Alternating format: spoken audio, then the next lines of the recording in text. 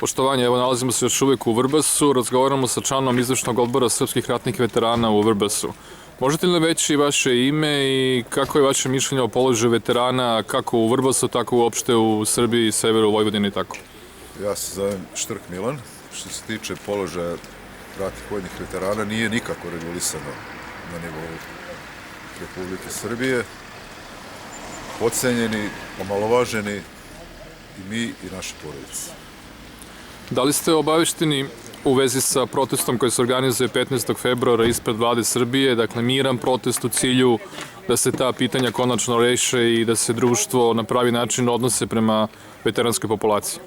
Obavešten sam, otići ću sa članovima našeg opštinskog odbora i nadam se da će taj protest roditi nekim plodom, da će se podići na neki bolji nivo naš status. Kada razgovarate s vašim kolegama i saoborcima i uopšte sa građanima, kakvo je opšte raspoloženje ovde u Vrbasu u boračkoj populaciji, generalno govoreći?